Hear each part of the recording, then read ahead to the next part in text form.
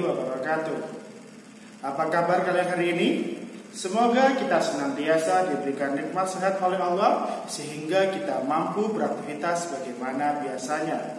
Ya, kita patut bersyukur karena hari ini kita masih diberikan sehat oleh Allah sehingga kita mampu dan bisa beraktivitas sebagaimana mestinya. Bisa berjalan, berlari, bersepeda mungkin, atau aktivitas lain yang membutuhkan gerak kita. Nah, segala aktivitas kita seperti yang pada bilang tadi membutuhkan yang namanya kerja organ gerak. Ya. Nah, sudahkah kalian bersyukur hari ini atas nikmat Allah? Nah, kita patut bersyukur kepada Allah karena kita masih diberikan kemampuan untuk beraktivitas. Nah, berkaitan dengan itu, apakah artinya organ gerak kita mampu atau bisa merasakan sakit, Pak?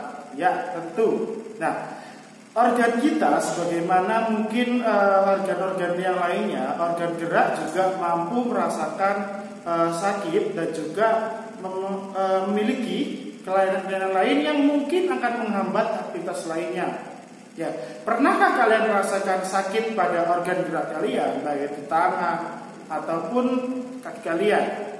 Nah, hari ini kita akan belajar banyak tentang apa saja sih kelainan-kelainan atau penyakit-penyakit yang menyerang organ gerak kita, baik itu organ gerak aktif dan organ gerak pasif. Are you ready? Oke, let's go. Oke, di bagian pertama ini kita akan membahas tentang kelainan-kelainan pada organ gerak kita, yakni organ gerak pasif berupa tulang. Nah, apa saja kelainan-kelainan itu? Yang pertama adalah fraktura atau patah tulang.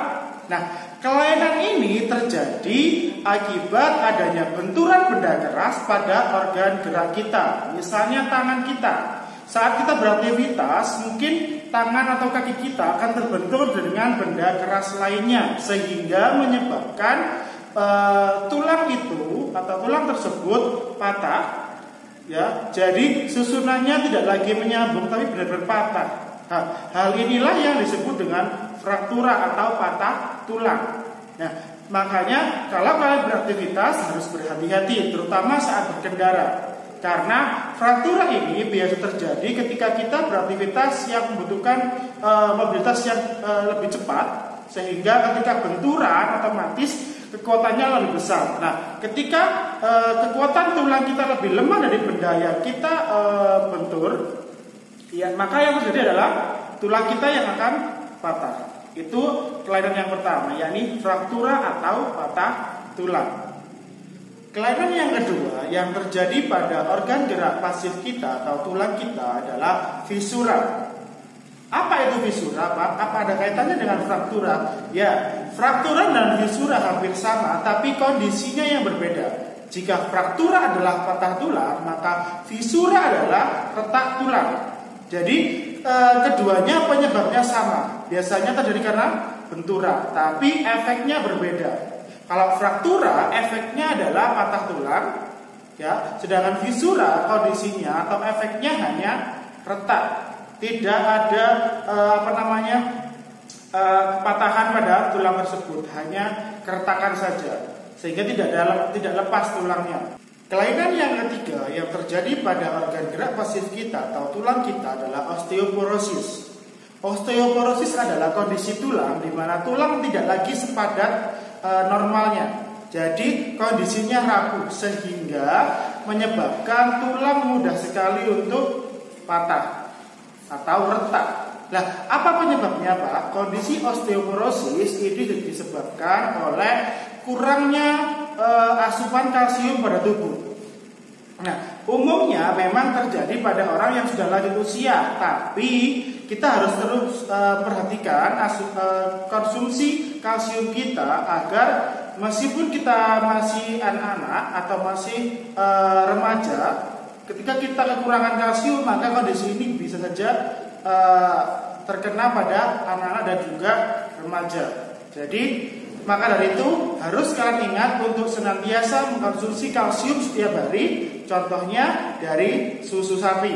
Ya, maka dari itu ada namanya slogan 4 sehat 5 seimbang, di mana ada susu di situ sebagai sumber dari asupan kalsium kita untuk mencegah yang namanya osteoporosis.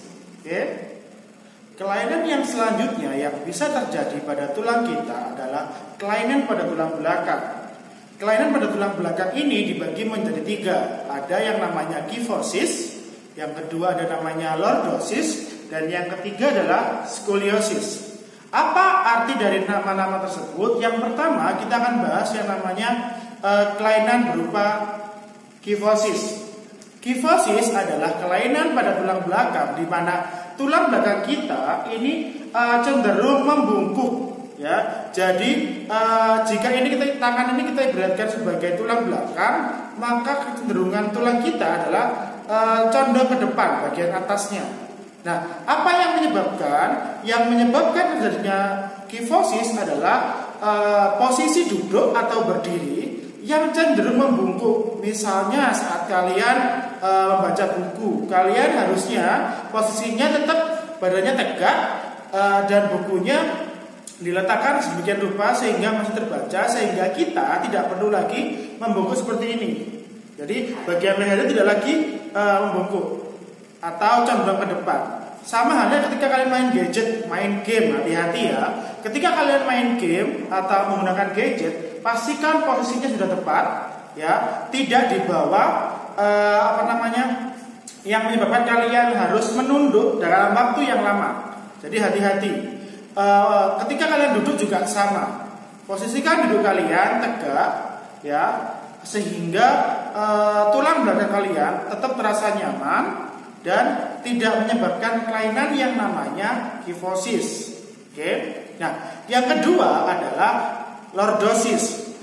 Ya, kalau kifosis itu kecenderungan adalah membungkuk, berbeda dengan halnya dengan lordosis. Nah, lordosis ini kecenderungannya adalah bagian tulang punggung itu cenderung ke depan.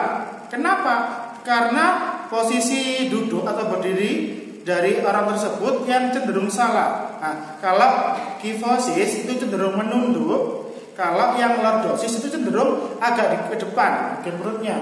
Jadi bagian tengah dari tulang belakang kita itu agak ke depan seperti ini. Nah, sehingga posisi yang salah ini menyebabkan orang tersebut dapat terkena kelainan tulang belakang berupa lordosis. Nah, yang ketiga adalah skoliosis. Nah, skoliosis ini adalah kelainan tulang belakang yang menyebabkan susunan tulang atau posisi tulang belakang kita itu cenderung ke kanan atau ke kiri. Nah, apa penyebabnya? Biasanya ini terjadi ketika kita terbiasa menulis misalnya dengan cara miring. Jadi bukunya nggak di depan tapi di samping, sehingga kita posisi badannya agak ke depan, kemudian di samping. Nah, ini yang menyebabkan biasanya terjadi gangguan berupa skoliosis.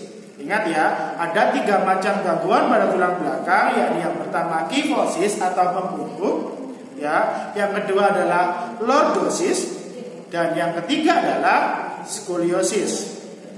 Sampai sini paham? Oke.